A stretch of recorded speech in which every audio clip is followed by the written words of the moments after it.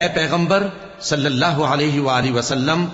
لوگوں سے کہہ دو کہ میرے پاس وحی آئی ہے کہ جنوں کی ایک جماعت نے اس کتاب کو سنا تو کہنے لگے کہ ہم نے ایک عجیب قرآن سنا جو بھلائی کا رستہ بتاتا ہے، سو ہم اس پر ایمان لے آئے، اور ہم اپنے پروردگار کے ساتھ کسی کو شریک نہیں بنائیں گے، اور یہ کہ ہمارے پروردگار کی شان بہت بلند ہے، وہ نہ بیوی رکھتا ہے نہ اولاد، اور یہ کہ ہم میں سے کوئی بے وقوف اللہ کے بارے میں جھوٹ گھڑتا ہے، اور ہمارا یہ خیال تھا کہ انسان اور جن اللہ کی نسبت جھوٹ نہیں بولیں گے، اور یہ کہ بعض بنی آدم بعض جنات کی پناہ لیا کرتے تھے تو اس سے ان کی سرکشی اور بڑھ گئی تھی، اور یہ کہ ان کا بھی یہی اعتقاد تھا جس طرح تمہارا تھا کہ اللہ کسی کو نہیں زندہ کرے گا، اور یہ کہ ہم نے آسمان کو ٹٹولا تو اس کو مضبوط چوکیداروں اور انگاروں سے بھرا ہوا پایا،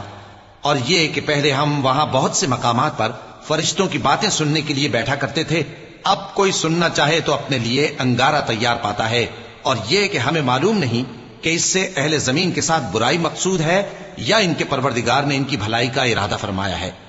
اور یہ کہ ہم میں بعض نیک ہیں اور بعض دوسری طرح کے، ہمارے کئی طرح کے مذہب ہیں، اور یہ کہ ہم نے سمجھ لیا ہے کہ ہم زمین میں خواہ کہیں ہوں اللہ کو ہرا نہیں سکتے اور نہ بھاگ کر اس کو تھکا سکتے ہیں، اور جب ہم نے ہدایت کی کتاب سنی اس پر ایمان لے آئے، سو جو شخص اپنے پروردگار پر ایمان لاتا ہے تو اس کو نہ نقصان کا خوف ہے نہ کسی طرح کے ظلم کا،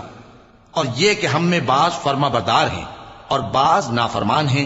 تو جو فرما بردار ہوئے وہ سیدھے رستے پر چلے، اور جو نافرمان ہوئے